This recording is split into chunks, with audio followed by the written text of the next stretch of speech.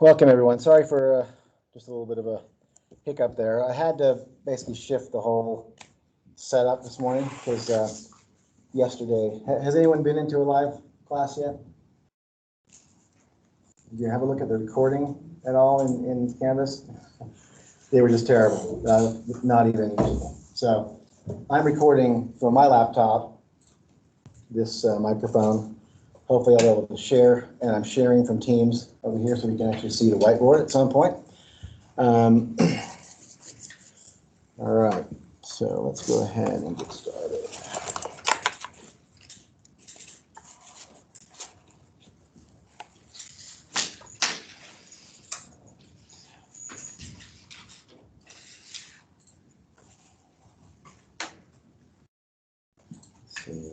So you're seeing, everyone can see me? Can you hear me all right? Oh man, I'll move this over closer.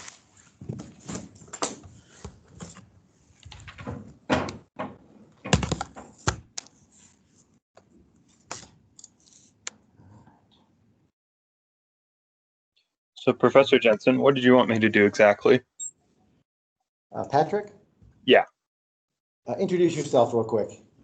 Okay. Hey everyone, my name's Patrick. I'm the TA grader for this class. Anyway, so if you guys ever need any help, you can always reach out to me on Discord. Discord's super awesome.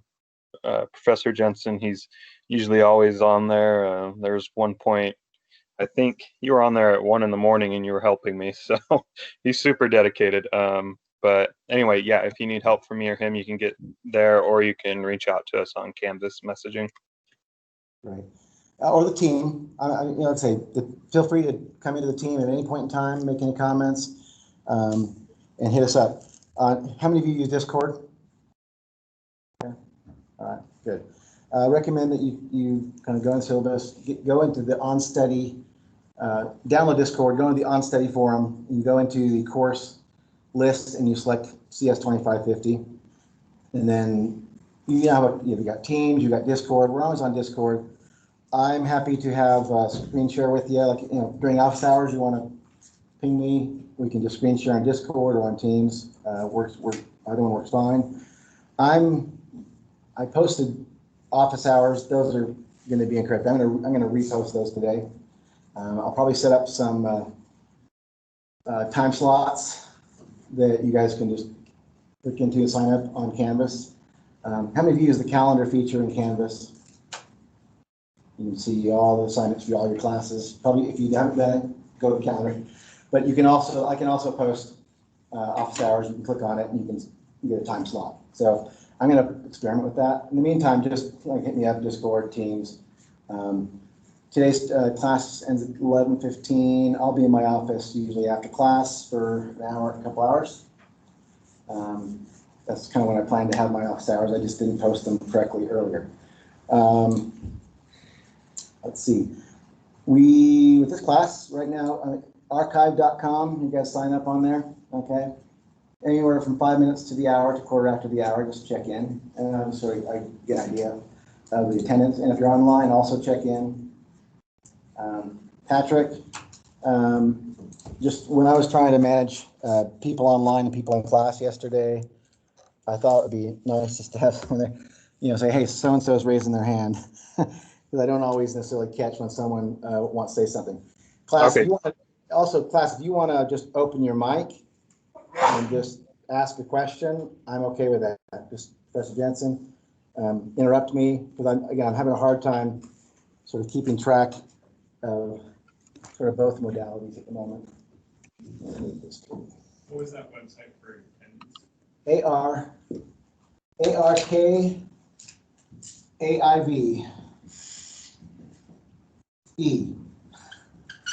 Arkaive.com. It was in the syllabus. Okay. Let's see any other housekeeping items. I don't mind if you put your cameras on. I like to see faces. I don't know whether that's going to bring the network down. Who knows? Things were a little sluggish yesterday. So yeah, if you want to speak up, you're welcome to speak up, ask questions. How many of you, have many of you done web programming before? How many of you have done some web pages before? You've never done a web page in your life? Raise your hand. Okay. You know what HTML is? Obviously, you know what it is. Okay, good. Okay. I'm just trying to get a feeling for sort of the levels. Every 2550 class has, you know, sort of different levels of people. I've had people from the industry. If you're in the industry and you're working right now, come talk to me, okay? Because you can get experiential credit for this class instead of taking the class. Okay? So just, you know, hit me up. Last semester I had 5 people hit me up and 2 passed muster. But you know, I just need to make sure that you're I say, ready to move on to Web 2. And what you have to do is just present some information from your boss at work and things like that. So hit me up if you're in that situation. All right. I'll just introduce myself briefly. How many of you had a class from me before? I think, yeah, you had a class from me before. All right. I'm starting my 4th year teaching, so sort of just kind of figuring things out. I was in the industry for 25 plus years. I got my master's degree at BYU back in 1990. It dates me a little bit. My passion has always been user interface, so front end, and I've done some pretty cool stuff over the years. I consulted for probably 25 years for I don't know how many companies, 25 or 30 companies, done, you know, 30 or 40 projects. And my focus has always been, well, last 20 years or so, before I started teaching, I basically end-to-end projects. I'd go into companies, I did all the business analysis, software architecture, just, you know, product design, build the product. I got a couple guys overseas, you know, in the Philippines that they worked for me, and I got, you know, and I had local contractors, but I worked for myself out of home. So it's, for the most part, it's an ideal. This is a great career. I mean, if you get into web development or mobile, you know, get into computer science, period. After 4 or 5 years, I went on my own. So, and just consulted. And while my kids were growing up, I was able to go to all their games. My wife's from New Zealand. We lived there for 9 years. And while I was in New Zealand, I worked out of my shed for a couple of, for Siemens Corporation, shared medical systems in Salt Lake, and we built this patient record system online. I was working in New Zealand, and my team was in California and Washington and Utah, and we built a product called Physician Connect. And so one of my claims to fame, anyways, in the year 2000, about, I had doctors doing transcriptions into their web browser in production. But I also had doctors creating exams with their voice. So they could say, new exam. And they could say, next, begin dictation. Patient is feeling sick today. Next, drill down. And so they could go through an entire exam, drilling down, just using their voice and dictating and entering data. We patented some JavaScript techniques to interface with IBM's via voice at that time. And that particular interface was fully client-side rendered. You know what I mean by that? The data came back from a server in XML, and we rendered the UI on the client using an XSLT, which is a client-side scripting language. Also in New Zealand, I built, as part of Bank Direct, one of the first online web banks, and was one of the leads on that project. It was the first web bank that had no brick and mortar branches. When I got back from, I built a bid management system for Unisys. What else did I do while I was there? Anyway, we came back in 2003, and I started working for a startup company, a friend of mine, called Canyon Bridge, and we built a tool in the web browser to build applications. So it was an IDE, basically, where we could create objects and views and drag and drop in the browser. And what we generated was fully rich web applications, like desktop applications. So we built a product called CD Connect, which was an exchange or an Outlook clone in the web browser. We were completing that in 2003-04. Interactive, drag and drop, just like the Outlook client. And at the same time, we actually put this client on top of Salesforce.com, Microsoft Exchange, those about 4 different email systems, integrated it all together. It was this awesome product, and the VCs came in, and we're about to release this product, and they said, no, we don't want to release the product. We want to release the tool that you created. So we created this IDE in the web browser that allows you to create these applications. And unfortunately, I don't know if the whole history of it. Tools is a tough market. Visual Studio's been around for 25 years and things like that. If you come in with a tool, even though it might be amazing, this one's pretty amazing. So, just for example, those of you you can think through a little bit. But we had a fully interactive like Outlook on the browser, and it ran on a 56K modem at user speeds. 56K modem. You know what a modem is? You just dial in, then you get 56K stream. We could run our entire interface on a 56K modem. So after that company sort of, the VCs came in and kicked out all of us, we lost all our money. I just continued consulting. I built soccer league management systems. I built networking dashboards for networking filtering companies. I built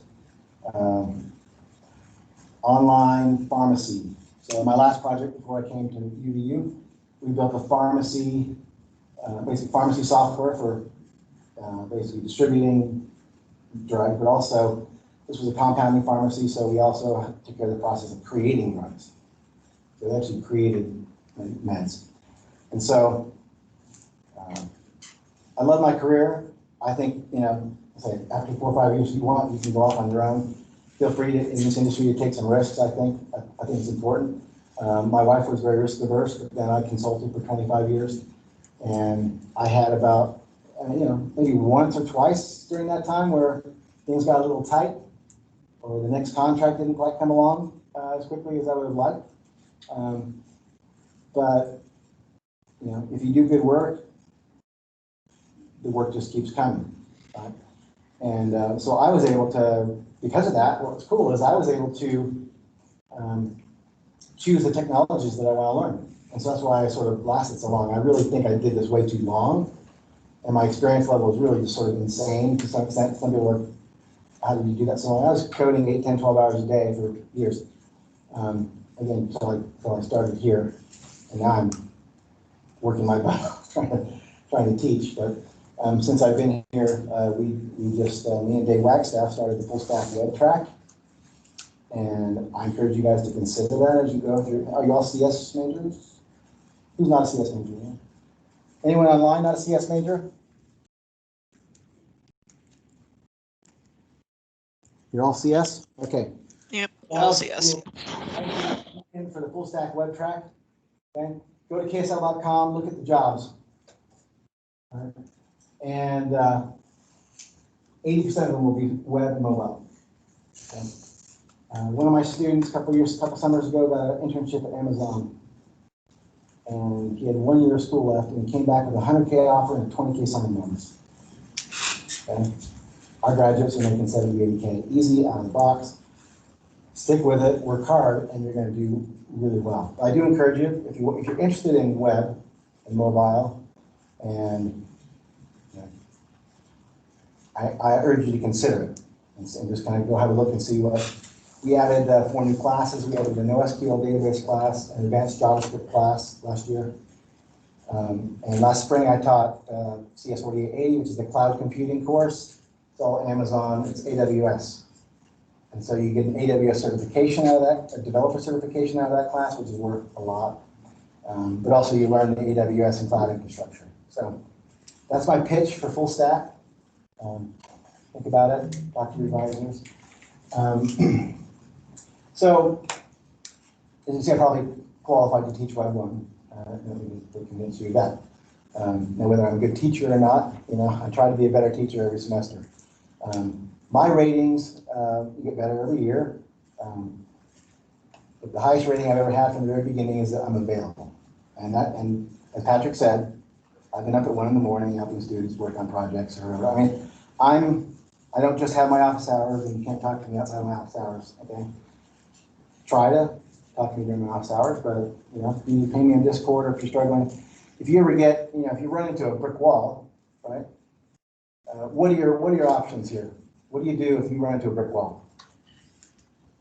We have the lab upstairs. Yeah. They're very useful. Sixth floor, right? Or sixth floor. The lab's great, and when it comes to Web 1, they're pretty good at that. Some of the more advanced division classes, you know, you go in and you might not find somebody who knows what you're doing, but We're more than happy to have a second look at it with you, though. yeah. And I'm actually going to provide the lab shortly with all of our labs and all of our solutions. Okay? So that they have those. They're not going to give them to you. When we do, and I'll go through Zybooks and Zylabs in a minute or two. When we go through labs, I'm going to walk through one lab each module. Just walk through and do it. Demonstrate it to you, and just so we can all get into that deal. How many of you downloaded Visual Studio Code? Okay. All right. Optionally, I'm going to also around to look at AWS Cloud9. Has anyone ever used Cloud9 before? Okay. Cloud9 is an online IDE. So the nice thing about that is it's in the browser, and then there's no, you know, machine or OS specific kind of things that happen. But it also allows you to interface with AWS. And right now, this semester, I'm trying to get an AWS infrastructure online for the department, so professors can create servers and, you know, shared resources. For you guys, what I'd like to do is give you some scripts, give you some capability to deploy your web application. So you're going to build your HTML apps, right? And this is going to be, you're going to be doing your projects later in the semester, a little later in the semester. I'm going to have you prep, go through Zybooks and a lot of labs just to get all your skills really honed. Then we're going to start building your own personal projects. And I'm going to make you capable of deploying that on AWS and then just sending a URL. Okay? That's far superior to me downloading 40 zip files, unzipping them, and trying to figure out, you know. But in web, it's not so bad. In other courses, sometimes it can be really tough. 3370 is a nightmare. So, any questions so far from anyone? Okay. I know that a lot of servers can use Linux. Do you recommend Linux for this course, or is it Linux? Yeah. And I mean, as your UI and the client and everything, the UI? What operating system you would recommend for this class?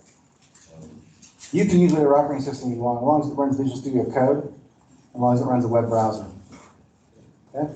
I'm not going to restrict you on that if you want to do that. I like to get everybody on Visual Studio Code because it seems like most of the classes right now in the program, a lot of people are using Visual Studio Code. Who's used Visual Studio Community, the larger editions? Anyone who's got it all in the classes? Okay. It's a bit of a beast. Visual Studio Code is lightweight. The drawback, but you have to configure Visual Studio Code.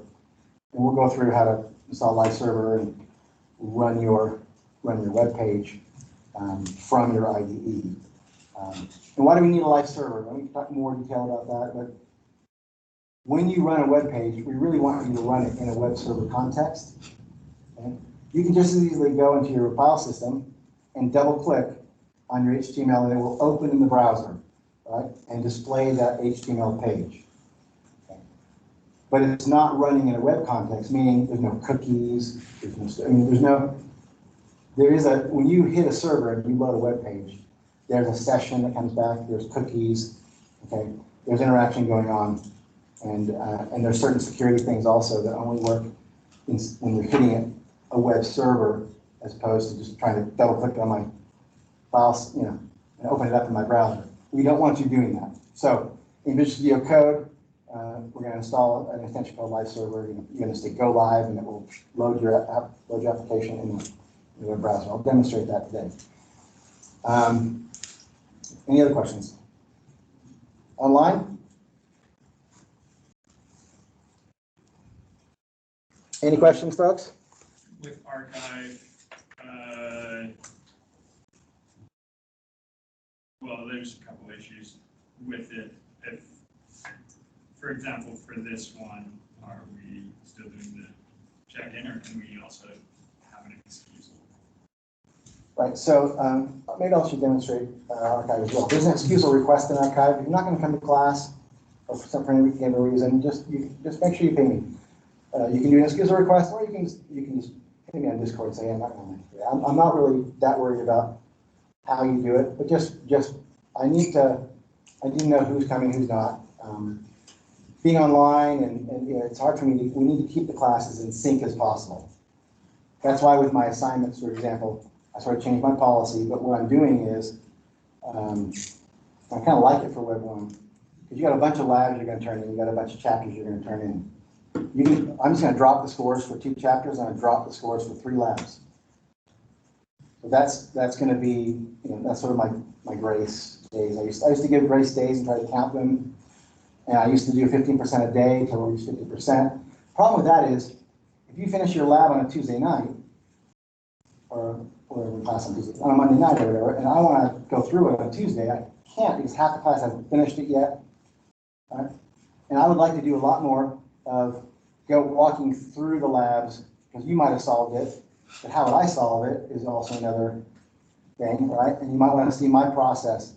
And so I might actually record I'm trying to find time. I want to record myself solving all the labs, and you can watch that after. So once the due date passes, you have a maximum of 70%. So you go from 100%. You can turn it anytime during the semester, but if it's late, you go to 70%. And then the next day, I might walk through class. You can actually do it with me in class while I'm doing it, or watch my, you know, and turn it in and get 70%. Right? I sort of monitor how the class goes during the semester. You drop 3 of those labs. Late in the semester, if people are struggling, I'll also offer mercy rules, I call it. Okay? And that might be, hey, turn in 2 assignments for 100%. You know, turn in, you know, a chapter. I give people opportunity to, you know, I don't mind if you want to code your way to glory, you know, code your way to a better grade. You know, oh, and you screwed up early in the semester and you got a 0, right? Or you just, you know, we're too overwhelmed. Coming in the semester, you gotta, what do you need in this class you need a C-, right? And, yeah, you need a C- in these classes to stay in the program or not to take it again. So you might have a D+ or a C-. I hope you don't. But then you can, you know, take advantage of some of these mercy rules, pull yourself up over the threshold. I like to get everyone through. I don't want to see your faces again. You know, I like to actually feel like, you know, you're successful. All right. All right. Any other questions? Can one get access online to this class, or do we have to be here? What's that? So can one get access to this class online, or do we have to come? To class? Yeah. So half the class is online right now. Okay. I'm recording this myself, so I don't trust the recording that's happening supposedly. And I will post those on Course Meeting or on my YouTube channel. What do you recommend? Do you recommend that we come here? Well, right now we are in a face-to-face modality, meaning half the class comes in, and there's some value. Now, this class is pretty full. My 2 classes yesterday, I had 6 in the class and 30 online. And then I had 5 in the class and the other 7 or 8 online. The way you're having it right now is the last name starting with A to L. If your birth date is even, you come on Tuesday. If your birth date is odd, you come on Thursday. Oh, okay. Well, that's different than what I was. Some of you might not have done it right at this time. That's fine. And we'll see how things go. If the university doesn't sort things out, this might work a while. I'm going to see how this works today with us, okay? As far as the recording and everything. But, I mean, it's possible we might go online. And the university has already warned us that, you know, at some point, if COVID hits or whatever, I should be able to go online in the drop of a hat. So I am considering sort of, after the first couple of days, thinking, do I really just want to go online? I mean, I'm thinking that right now. My second thought is, I'm thinking about recording my topics with really nice sound and really nice, you know, just creating nice videos of each topic and giving you a code of the topic. Then you can watch it, you know, go through the code, and then maybe come to class online and we just answer questions, and I do coding, and I walk through with you, as opposed to me trying to get my lectures done, right? Because I also have an online class, so there's an online section X02, and they're going to be listening to these lectures, hopefully. And so I think there's a benefit to possibly recording them. So anyway, I welcome your feedback as far as from the class as to how, how effective it is for you, because and I'm in direct contact right now with Kyle Reyes, right, Director of Student Affairs, I think, VP, because he's really concerned and was coming through asking, I said, well, in CS409, the microphone is in front of the vent. See, this one's also in front of the vent. In my other class, people are like, it's windy, right? Because the vent was blowing on the microphone. I'm guessing we're probably going to get the same thing here. And probably the case, because yesterday I recorded in here, and it was just background noise, scratchy. It was terrible. So I'm a little nervous because I want to share this with the other class, and I couldn't have shared. So university, by necessity, I might go online, even just short term until the university gets themselves sorted out. Okay. Do you guys want to come in? If you could go online, would that be your preference? Just raise your hand. I'd like to know people online too. I'd prefer to come in person. Okay. Who prefers to come in? Yeah? Okay, great. A lot of you want to do it. That's why I actually volunteered for face-to-face. A lot of the professors did not. They said, I'm going asynchronous, I'm going online, some are at risk, right? But I wanted to come in. I was kind of, let's do it. I don't think we're as, it's not like you're going to die from this. I'm not going to go into all the COVID thing, but there's so much political stuff going on today. I just went to all the CDC website, downloaded the stats, made my own spreadsheets, and I figured out what my risk is, which even, it is very, very low of dying from COVID. I might just get it, all right. But you guys, nobody here is dying from it, unless, I should say nobody, because we had somebody in the ward over here that did die. And so I'm not making light of it, I'm just saying that at some point in society, we have to decide for ourselves what risk we're willing to take, but then also figure out what those risks are. Because if you're listening to what's going on, on social media or whatever, it's hard to know, actually, you're right. Why are you wearing masks? Why are we, it's lots of questions. Anyway, I don't want to get into that sort of topic too much. But if anyone has any, just so you know, if you feel fearful, you don't want to come in, stay online. I don't have any, I'm not going to, any problem with that. Just let me know. Again, if you're going to go online, you need to let me know. If you're going to miss class, let me know. Okay? And these will be online, so you can watch them after the fact if you need to as well. Okay? So some flexibility there. You go through course media, right, in Canvas? Course media in Canvas. And you've all seen that there are now the Teams link in Canvas as well, right? Did you guys go through the Teams link in Canvas, or do you just go to Teams? You don't have to go through the link in Canvas per se. All right. Let's jump in. We have till what? 11:15. Okay. Let's jump in here. So I'm gonna share my screen. Let's see.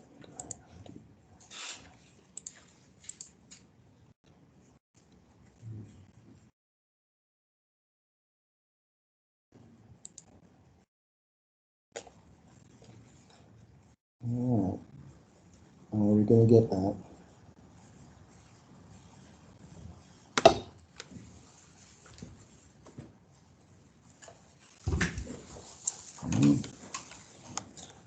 A second here.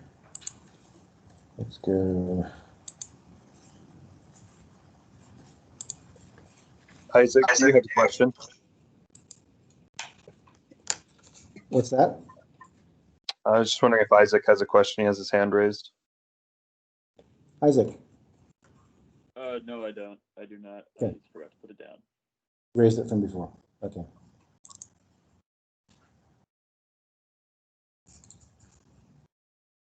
Okay, you can see that. Okay, great. Let's just go to our course real quick. 2550.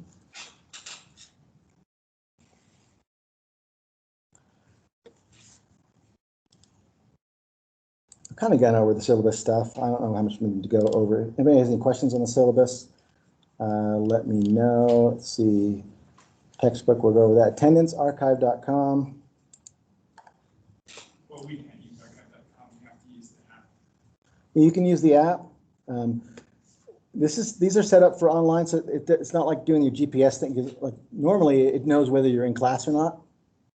Okay, but since this class is sort of both, I'm just doing the online option. Just check in, 5 minutes before class, up to 15 minutes after class. Come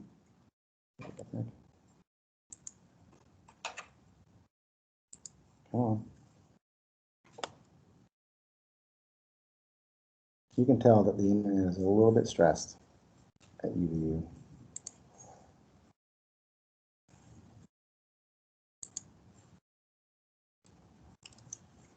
Okay, so 2550 is 23 students who are signed in. How many are in the class?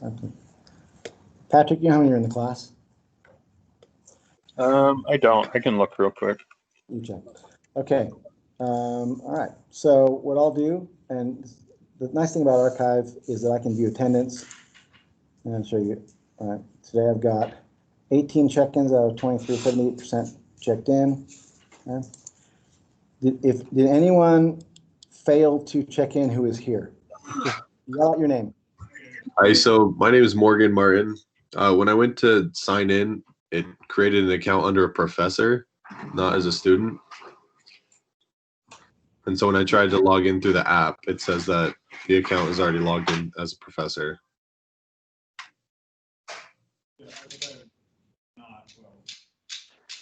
And me too. Generally, Ian the students McKell. What's that? Ian McKell? Ian McKell also, I'm here, but I can't check in. It's weird. It's just, I see the class, I click on it, and it doesn't give me any option to Okay, check you're in. not present. Okay, so I'm going to just go through. The people I don't show right now are David Finley. Just yell if you're David. Thank you. Abby Lyons. I'm here. Thank you. Ian McKell, you're there. Oh, I got you. I'm here. Rory McNeil. Okay. Gordon Reed. Thank you, Gordon. Okay. That's pretty cool. Everybody is here. So I'm hoping that we have 23 in Canvas too. That would, yeah, so I'm going to say that. I think I counted 30 on Canvas. Okay, so there's a few that aren't. Is there anyone who is not in Archive yet? Just sort of speak up. Okay. All right. So I'm not in right now. Okay. This week's kind of free. Just make sure you get sorted out. All right. Will do. Excuse a request. Okay. Tanner is at Disneyland. All right, Tanner. Go, Tanner. Whether I approve that or not, I will see. All right. Okay, but you can create an excusal request. I believe you can only do it before class starts. Well, let's see. All right. All right. That's Archive. Work it out if you can. Let's see here. Let's go back. Let's go through our plan for the semester. Let's look at the calendar.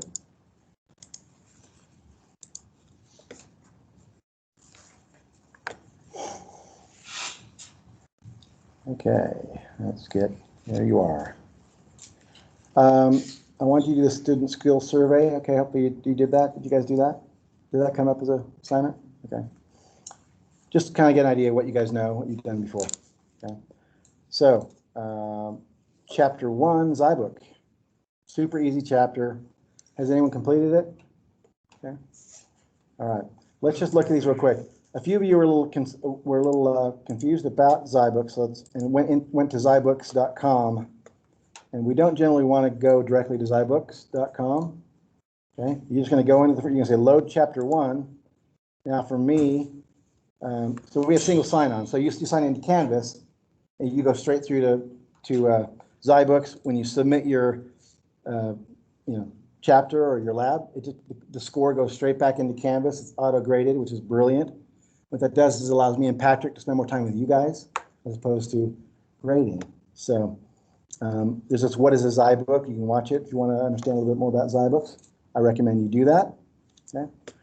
But it's an online textbook that's interactive. So for example, you have a participation activity here. Let's look at that. The web uses HTML files, web browsers, and HTTP to provide a more convenient way for computers to communicate on the web. Very basic, but they've got these animations.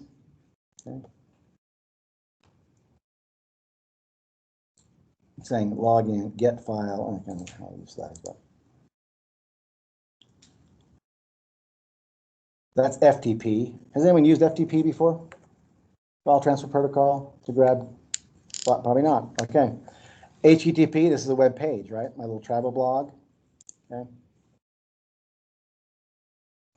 And then HTML has links, so you've all clicked on links before.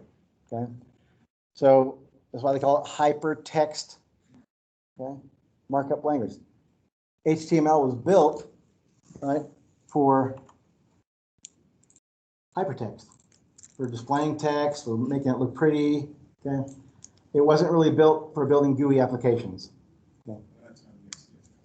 But I spent a lot of my career trying to bend HTML to my will. In other words, using HTML, JavaScript, and try to make it look like a GUI application. Can you imagine the pain and suffering I went through early on? Why? Because I didn't have frameworks back then, and I built my own. Nowadays, you might use an Angular, React, or Vue, a framework, which make a lot of things easier for you. And there's lots of little libraries you can download that give you dialogues and pop-ups and action. But there's a Bootstrap library, something that you're going to learn next in Web 2.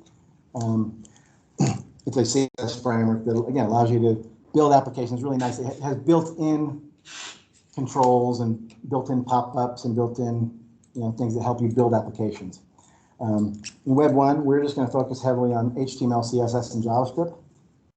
And we're going to, by the end of the semester, you're going to have the capability not only to build nice-looking web pages, but to use JavaScript to dynamically generate content into your web page. So, for example, you might make an HTTP call to some server out there and say, give me some stock quotes. And that stock quote server might give me 3 or 4 stock quotes in a format we call JSON. And then you might take that response and then go through it and create HTML and spit it out on the page. Okay? That's something we used to call AJAX, okay, terminology. But not going to go deep into that today. We'll go to that later. So, but here we are. So we're in the chapter. They have animations, and then they also, you'll go through and read, and then they'll say, oh, here, look, drag and drop. The period when the web was first developed, early 90s. The language used for a text file that describes a web page, HTML. Okay. Web document that is viewed in a web, and so it gives you feedback. Web document that is viewed in a web browser. Okay, a web page. Collection of related web pages, a website. A program that serves web pages to browsers, a web server. Protocol for transferring files among computers via the web. Okay, HTTP. Go down. Come on.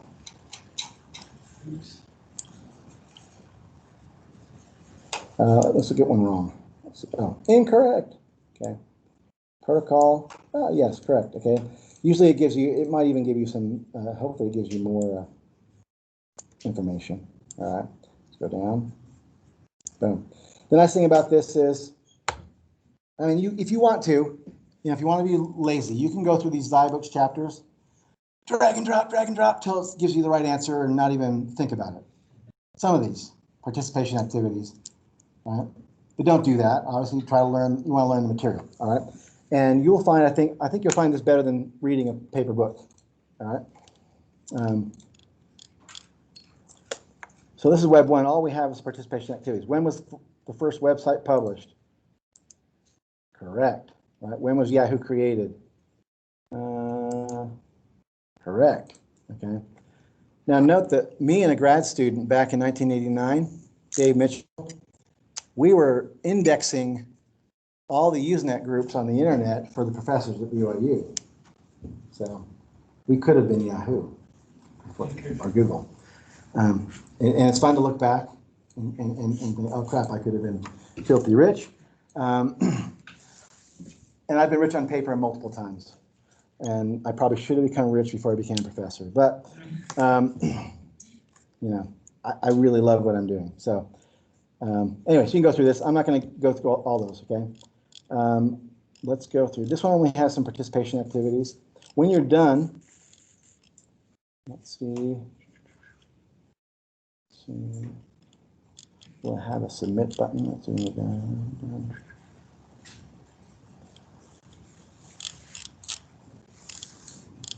I'm not one of the students. But you get to, I believe there's a submit button. There's a submit button at the end when you're done with the chapter, right? There's a submit to Canvas. Yeah, it's on the bottom right. The bottom right, you'll see submit to Canvas. I'm not seeing that here because I'm a professor, but there'll be a submit to Canvas button, and make sure you push that. Otherwise, your score is not going to get pushed back through. Okay, it will be recorded in Zybooks, so you know you're probably okay, right? And I know, and I can see dates and stuff too. All right, so let's go. Well, that was the first section, by the way. If you want to get to the next section, you just it was right there at the bottom. You put the link, takes you straight through the whole chapter. Okay, chapter 2 has these labs. Okay, these are called Zylabs. I'm going to walk through one of those in a bit. I want to find one. Hang on a second. I want to find one with challenge activities. 1 second. 2.4 has a challenge activity. Let's look at that. So participation activities are kind of easy because you can just sort of drag and drop to get it right.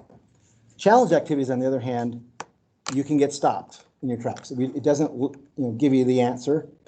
And so at that point, you might need to, by the way, I recommend that you get together, in study groups or make friends. Super useful as you go through the program. Don't copy code from each other, but you guys can work together and you can help each other answer questions.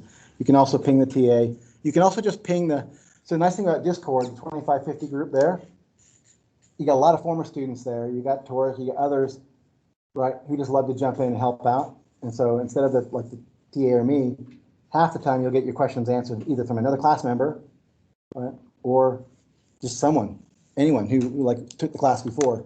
They'll also, if they didn't, remove their subscription. Okay. More participation activities. Okay. Again, animations, quite cool. Let's go down to a challenge activity.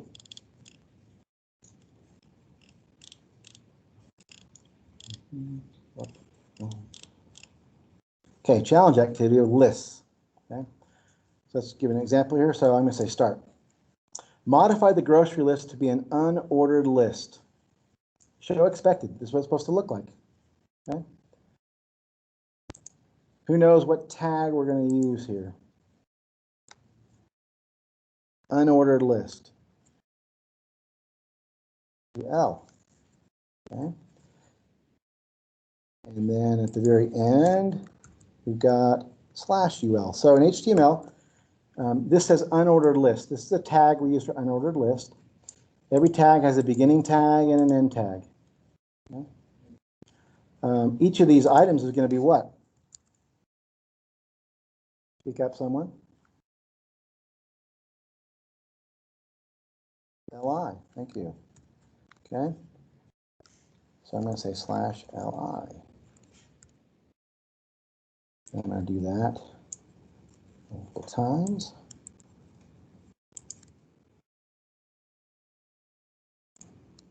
Everyone online can see what I'm doing, right?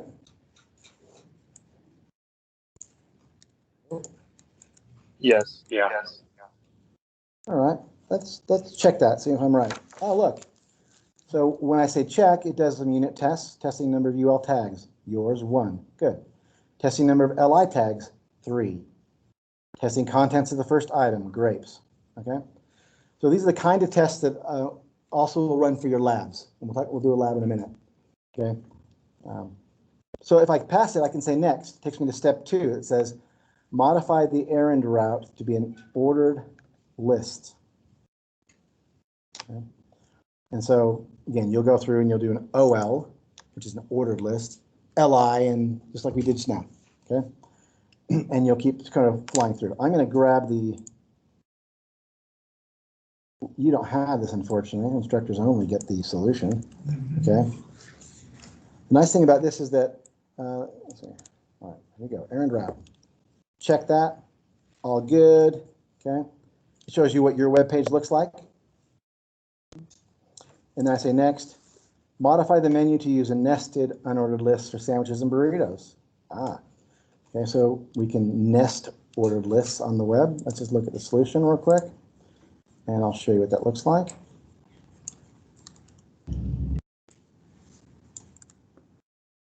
I can have an unordered list, an LI of sandwiches, and then within that sandwiches one, I can create another unordered list with turkey and BLT. Okay, and so this allows me to have a hierarchical structure in my list. Okay, so let's go ahead and check that. And my sandwiches, turkey BLT, burritos, bean carne asada. Correct. Okay. And so now I've got a check mark up here that says I'm done. Okay, so you know you're done with the section if you have a check mark up here. There's another one here, a participation activity where you enter in. Indicate what precedes the given list item when rendered by the browser. Let's see. Oranges. What precedes the given list item? Okay. Apples. Check. Incorrect. What did I do wrong? I said, oh, apples.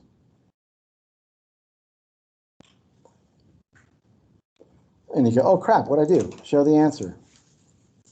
Okay. What precedes it? Okay. I was looking for the number. Okay, so I just sort of immediately assume something different. All right, but then I look at the answer, great. Oh yeah, I understand now. Order list gives me numbers. Okay. All right, so that's Zybooks itself. Any questions sort of on Zybooks? Next section, I click down here. I go to the end, and then I actually submit this to Canvas. Okay. All right, let's look at a lab. Okay. I'm going to take one of these labs right here called news article. I'm going to open this up. Okay, you'll see with the labs that it says create a web page based on this news article. Your web page should include the following components in order. So follow these instructions exactly as they are asking. If you misspell babies with a cat lowercase b, okay, it's gonna reject you.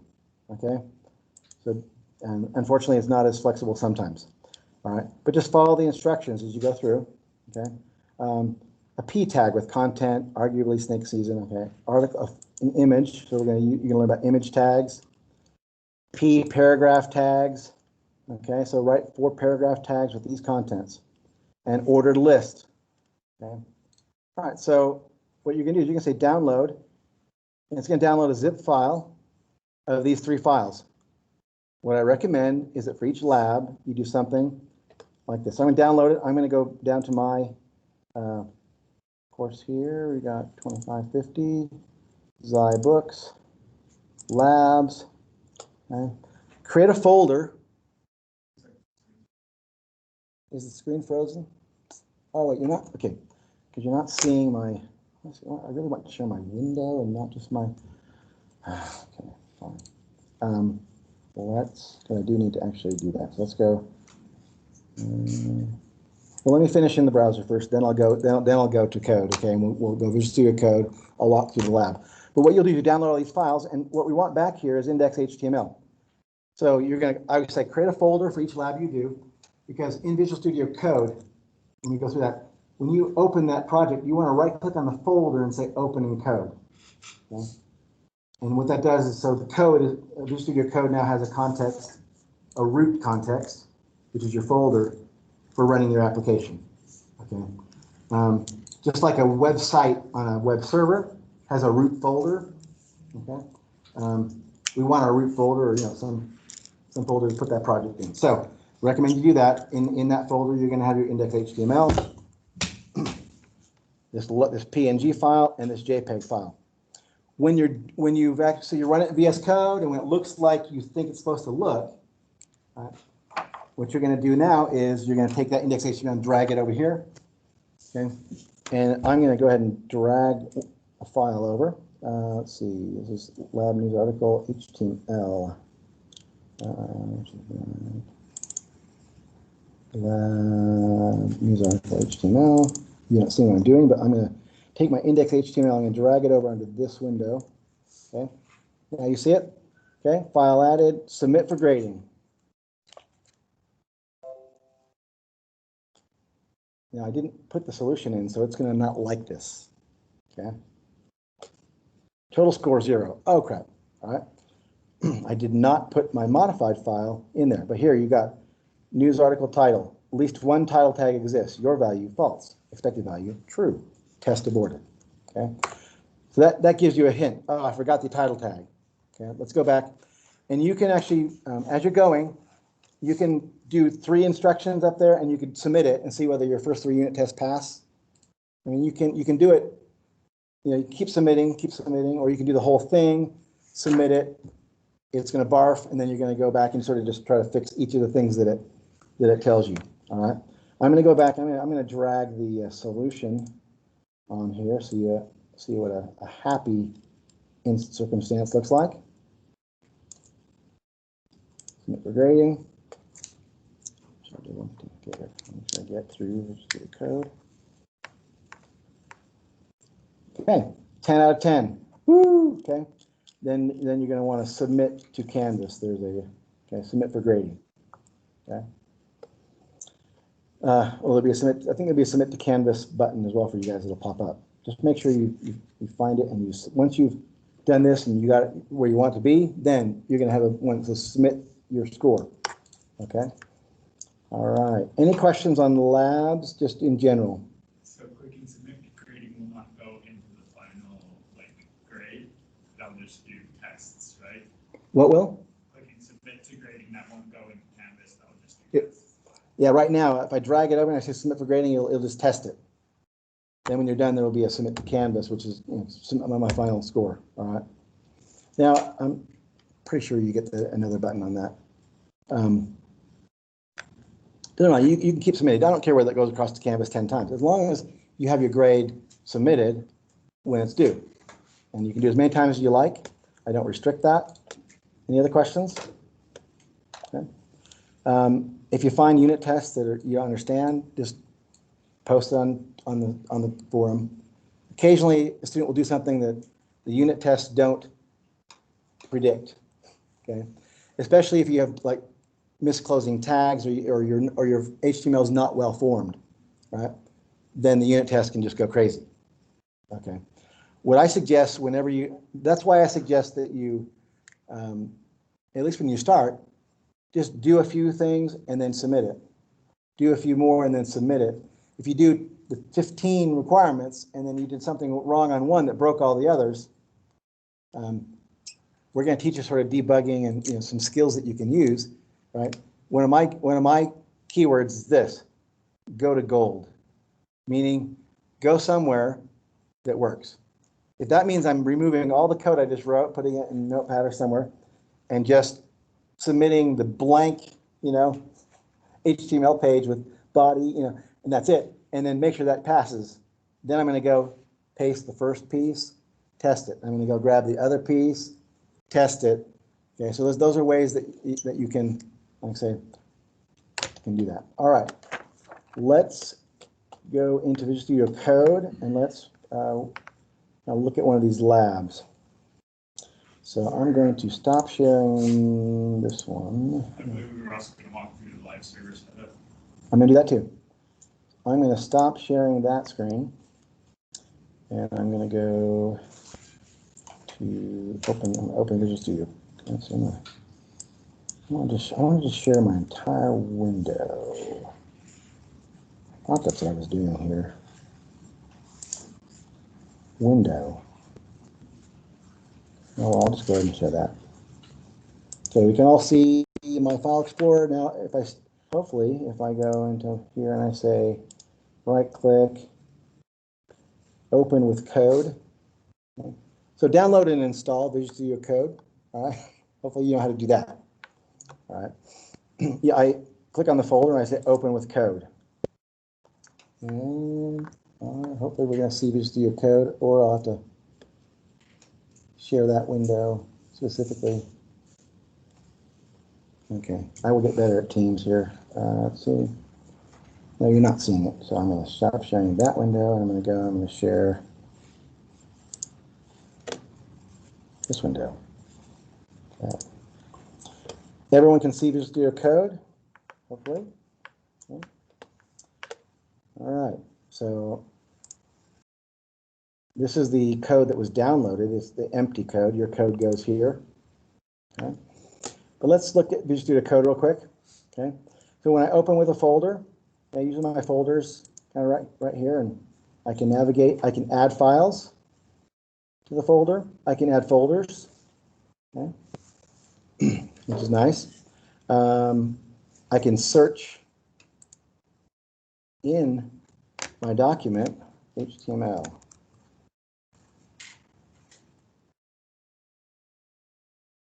And it's going to show me, oh, where does that show up? Oh, here, good. Okay. That's always, if you have a big project, this is very nice, right? If you got tons of code and you want to go through and you'll find your code. Okay, this is source control. How many of you use source code control, Git, or anything like that in the past, ever? Anyone online used Git before? Yeah, I've used it. Yeah.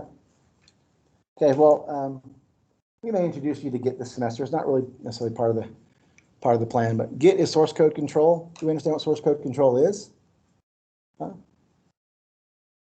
I'll have to demonstrate it for you guys then sometime. With what source code control systems do, let's say I'm a whole team of programmers and we're working on a big project, and I might be working on the same file as you. Right? You try to organize yourself so you're not working on the same file. But a source code control system, if I check in my changes, what you do is you make changes to the file and you check it in. And you say, I changed this, this, and this, right? And so it keeps track of all the changes made to a whole set of files, a whole project. But also, if you made a change to the file on a different line and I made a change in this line, it'll just merge them automatically. If we try to make this change to the same line of code, I'll get a merge conflict, and it will. And then I got, as the team lead or whatever, I need to resolve those conflicts, right? Or the developers need to resolve. Oh, I made a change to the same line you did. Oh, right. Okay. Anyway, you have access to source control right in Visual Studio Code. Okay? But the thing you need right here is extensions. Okay. And you're going to go into extensions. You're going to search. And you're going to search for live server. Live server 5.6.1. Have I not installed it on this machine? That's actually pretty good. All right. That's weird. Oh, this is my new machine. Okay, live server 5.6.1 by Ritwick Day. I'm going to install that. I'm glad I didn't install it. That's good. All right.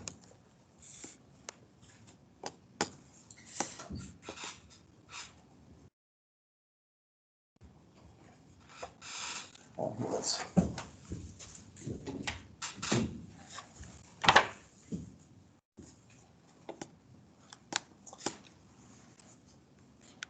Okay, so now it's installed. Notice down here in the bottom corner is a go live. Now I'm going to go in my my index HTML file. This is a file that can be served up. If I'm in a JPEG file, or I'm in a just a JavaScript file, and I say go live, it's going to try to load the JavaScript file, not my HTML page. So you want to go in your HTML file, index HTML in this case. Okay. And there's nothing in there. So I'm going to pop over to the solution for this problem. Okay. And again, remember, it wanted me to put a title and told me exactly what to put. Okay. In HTML, and I'll just sort of walk. HTML page. This doc type just tells us, you put it at the top of the page, it tells us that it's an HTML5 document. So browsers know what kind of document is being loaded. Okay. Every HTML file starts with an HTML tag. Okay. There's a section here called head. Okay. Generally head, in this case it has title. Title is what shows up on the actual browser, like the bar, not up in the on the window.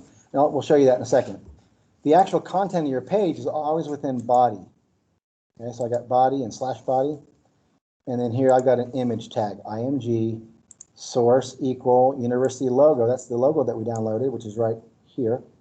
Okay.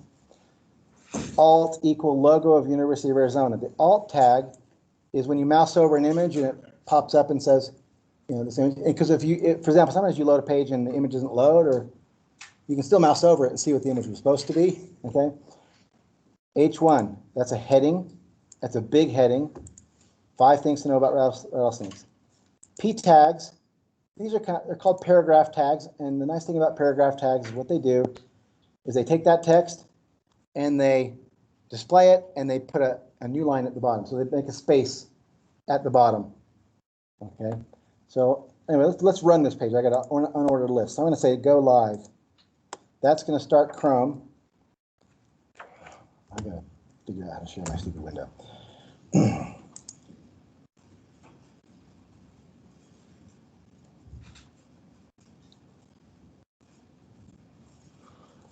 I'm not going to figure it out right now. That's fine. Professor Jenson, something else.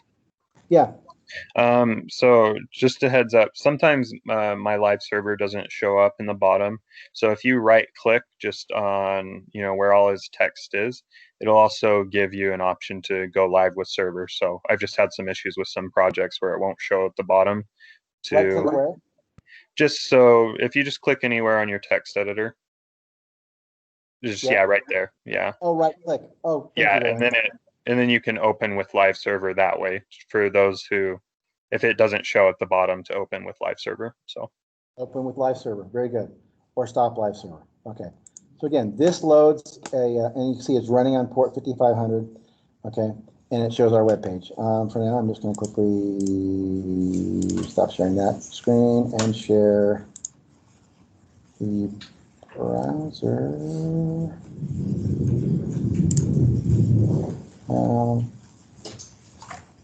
Give me a second here.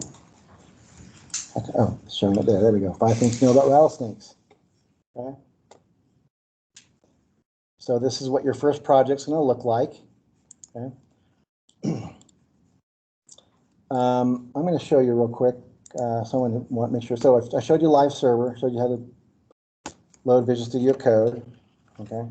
Now I'm going to quickly show you what to do. So right click on this web page and you say inspect. Okay. All right. What that does is I'm going to put my inspector at the bottom. This is my debugger. So this is actually your debugger. I'm going to close that one right there. Okay. Meaning I can see sort of what's going on in my web page, and if there's a problem in my web page, okay. And this is showing, so I look up here and I see an error. It's showing an error, and this is something you can ignore. Failed to load resource, favicon.ico. Okay. You know what a favicon is? Anyone know what a favicon is? It's the little icon that shows on, the teeny icon, right? That shows on your, up here, basically, right? So you can see, you can sort of, let's show apple.com. Let's see, Apple's got this icon right here, right? Oh, you can't see it. Damn it. Oh, can you? Oh, yeah, we're in the browser. We're sharing the browser. Here we go. Yeah, this little icon right here. Okay.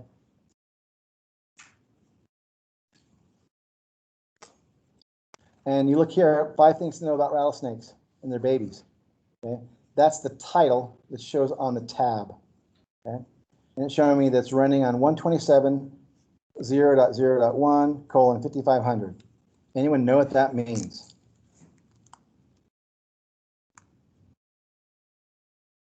Okay, 127. You know what IP address is? Every resource on the web has an IP address. 127.0.0.1 is the same as what we call local host, which means your machine. Okay. Which is right. This is running on a web server context on your machine. And so it's going to say 127 and then :5500. Again, going when we go back to just your code, you saw that it was running on port 5500. Okay, and so this actually is running 127.0:5500, and then solution index HTML. That's what's running right now. The cool thing about the browser, let's look at this for a second. Elements. You can see here, look, what does my web page look like? It's got a head tag up here. I'll make this bigger. It's got a head tag, title. Oh, nice. Okay. Shows my image, my source tag. It shows my code. It's nice. Okay. But this is the elements tag. Let's look at the sources tag. Okay. Sources, click index HTML. Oh, look, I see the same kind of thing. This is the actual index HTML file that I've got loaded in Visual Studio Code right now. Okay. And so it's the code that I wrote. The elements tag, this represents, it looks kind of like the code. Okay. But your web browser takes that text file that you create. Oh yeah, 8 minutes, good. Text file that you create, and it parses it, converts it, right, into its own in-memory structure, okay, which is called the DOM, D-O-M, okay, Document Object Model. Okay. And so that's the structure that the browser, again, it's a hierarchical structure that the browser creates after reading your HTML file. Okay. And you'll learn more about this as we go along. But what's that? How do you spell DOM? D-O-M. D-O-M. Document Object Model. You'll learn about it in chapter 1 probably. Okay. But for example, if I example. This is the live. So in other words, this is the live DOM.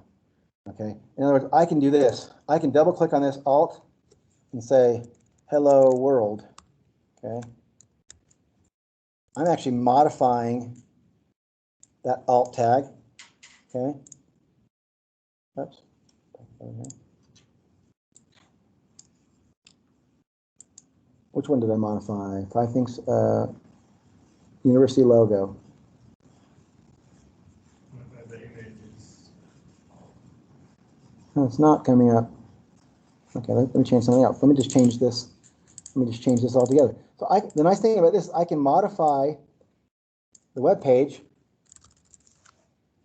right here. Okay. Now that doesn't necessarily reflect back into my index HTML file that's in my Visual Studio Code right now. Okay. Maybe I'll show you this next time. I don't want to confuse you right now. You can actually make it so that while you're going through, you can make changes to the current web page. It will actually modify your source as well. I'll show you that next time. I don't want to confuse you. Okay, but this is basically a copy. So I can go in here and see what other sources. JPEG. I can see the JPEG. Now also this network tab. Okay, I'm going to load this page again.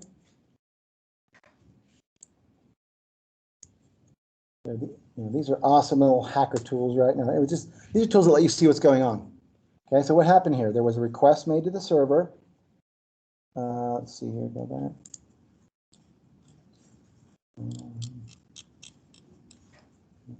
For index HTML. Okay, and so let's have a quick look at this here. It's good to look at. Just so you're, and we'll go through a lot of this in some detail. But when you are loading a web page from a web server, you make a request, an HTTP request, http:// server name, index HTML. Here's the request URL that was sent. The method was get. Okay, if I want to get a page from a server, I send an HTTP get. Okay, status code 304 not modified. Anyone know what that means? When I reloaded this page, it grabbed index HTML from the cache. Okay, so it's more efficient. It doesn't have to go back to the server every time. It noticed that the contents hadn't changed. Okay, so it reloaded it from the cache. So now my page loaded much faster. Okay, and again, some of this stuff might just confuse you, but you can the web server will allow me as a programmer to control how long something will stay in the cache, my browser cache, for example. And why do I want that to happen? Let's say I had a JavaScript file that was doing all sorts of stuff on my web page, and I wanted to update that file. If I made it sort of basically lasts forever, you can tell a file that it lasts forever. You know, and so then I try to reload my page. The JavaScript, I make changes to my JavaScript file on the server. I reload the browser, and the browser doesn't reload my changes. Okay. Oh, dang, what do I do? Okay. In a browser, what you can do is you Control-Shift F5, or Control-Shift reload, and you reload, and that will pull all the resources from the server again. Okay. And we'll talk. I don't want to go too far over your heads the first day. So just so you're aware, as you are, and this is more when we get into JavaScript, right? You'll be able to come in here, look at, which maybe open one. We got time. We got 4 minutes. Okay, but you'll be able to open your JavaScript files here, put breakpoints in here, and debug them. This is a debugger over here. I can see the call stack, right? My time to do it. I don't know what I'm doing now. But yeah, you'll be able to actually debug. Who's used a debugger before? Okay. In Python, did you guys debug? Did you guys use Thonny or whatever and had a debugger, right? You could actually walk through the code, okay, and watch the variables as they change, okay? You guys are going to want to learn how to do that in the browser, especially as you get into JavaScript. But just going forward, right, every class you have, if you're coding, don't do it without a debugger. I've had seniors and juniors come into my classes, and they're just doing print statements or whatever, and they never learn how to use a debugger. And I'm like, you just really shoot yourself in the foot, because debuggers tell you exactly what's going on. Like I walk through the line of code, I can look at what it did, and I can validate what the code's doing based on what I thought it should do. Right? Okay. If you're copying other people's code, it doesn't do any good, because you don't know what. I've never met a programmer that likes anyone else's code. Okay. So that is how you're going to load Visual Studio Code. That's how you're going to download the first lab. And so I recommend that you sort of get in there. I was going to walk through this lab manually with you. Okay, we'll see how you go. Next class period, maybe I'll do just a walkthrough from scratch. Would you appreciate that? Yeah. Okay. This one, I think, with what you have, you could probably get to work. All right, for this week. Okay, finish chapter 1. That doesn't have any labs. Okay, so this week's pretty easy. I recommend that you sort of start going ahead. Okay. And start working. So on next Tuesday, pardon me, I'm going to walk through chapter 2 lab in class. Then you're going to have 2 labs, one Thursday, one Friday. Now, no, early on, these labs are pretty straightforward. In other words, they might take you 15 minutes, 20 minutes, half hour. The early labs, HTML and CSS labs, so in the first few chapters, they're going to be pretty easy. Okay. So I want to make the first 2 weeks not so hard for you, so you can just get used to the whole process and using the thing. As the chapters go on, so chapter 4 maybe a little longer, chapter 6 labs. Okay, again, we're going to go through sort of 1 chapter in a week. I'm going to walk through 1 in class. You can do 2 more labs. Chapter 4. Okay. Oh, you're doing 3 labs in chapter 3. 1, 2, 3. Again, this sounds like a lot of work. You're looking at your calendar is going to be full, but these are 30 minutes, 40 minutes, all right? Maybe an hour at the max, all right? Chapter 4, I'm going to walk through another 1 in class. Then I'm going to give you 3 more labs, okay? Now, last year, I largely would give 2 labs, and in fact, because iLabs didn't have that many labs, they added like 25 labs this semester, giving us a lot more flexibility. And so what I'm actually going to do is not have you start building your own projects early on, because that's what I used to do, and that's a lot of effort to grade manual projects. I'm going to have you guys do more labs. So just get in that groove. Get these labs, and as you get through all these labs, okay, you see I'm taking you all the way through September. We got chapter 5, lab in class, 1, 2 labs, 3 labs. we're going to do a few exercises with CSS Grid and Flexbox in class. So you see September is going to be largely just HTML, CSS. October, and the class is about to be over. I'm just going to quickly tell you what we're doing in October. We're going to do, again, another Flexbox exercise in class. Chapter 5, 1 lab, 2 lab. Chapter 6, these labs are, I'm going to do 1 in class. You're going to have 1, 2, 3, probably 1 lab. I'm splitting chapter 6 into 2 pieces with 1 lab there and then 2 labs the following week. That's the 15th is spring break. So all you're going to do before spring break that week is just do 2 more labs. You'll have break. And then when you come back, the midterm will be Monday through Wednesday. You first come back. Okay? And again, we're doing chapter 7, 2 or 3 labs. Okay. I split chapter 7 into 2 pieces as well. Okay, those are the huge chapters. And people have complained about those in the past. So I'm actually splitting them and just doing half, and then half, and a couple labs, and then half, and then a few more labs. And feel free to drop off if you need to. I'm just going to quickly show you November. Chapter 8, same thing, couple of labs. So we're going into November. This is all auto-graded stuff. I still may introduce an individual sort of project or so before that, but get in this groove, learn all these skills. What's going to happen in November is then you're going to design your own personal website.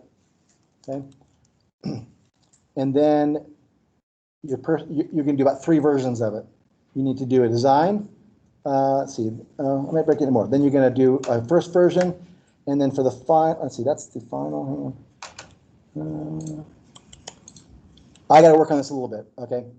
But there's going to be about 3 pieces where you're going to build on top of each other, and you're going to use all the skills that you learned during the semester, and you're going to get some pretty cool results.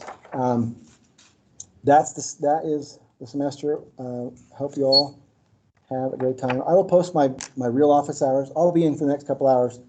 I'll post my office hours here this afternoon. Hopefully this went much better when I just recorded it and managed it myself. I'm going to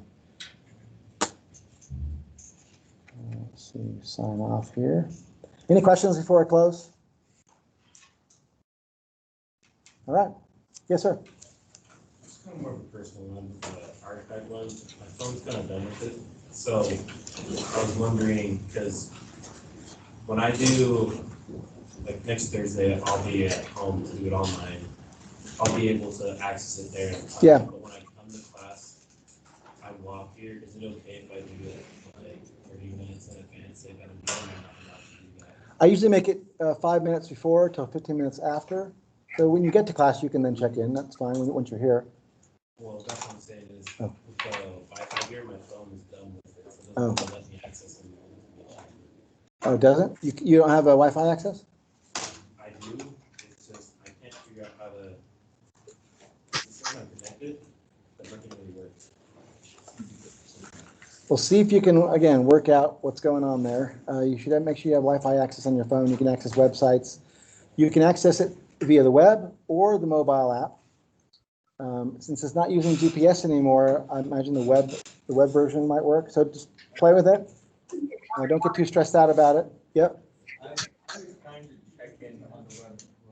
You can only be a professor to access the web version. I can't do it on the computer. I have to be on phone. It won't let you do it on the browser? Students can't use the web version now. Interesting. That's new. Okay. All right. Like I say, try to help yourselves work all those problems out. If you can't get it worked out, just let me know. We'll see what we can do. Usually people sort of get it worked out without having to bother me, but that's fine. If you need to, we can try to get it worked out simply for you. All right. Goodbye, everybody. We'll see you on Thursday. I just have one question about Arkaive, if I could. Uh-huh. Sorry, so I was the one who earlier signed up accidentally as a professor instead of a student. And so, Accidentally as a teacher? correct, yeah, on Arkaive, but I have a second UBU email, and so I just signed up as that. Okay, well, just send it to me, and I'll add you to the class. Okay, yeah, I just sent it to you, so. Okay, that's great. I'll take care of that. Thank you. Anyone else online have any questions?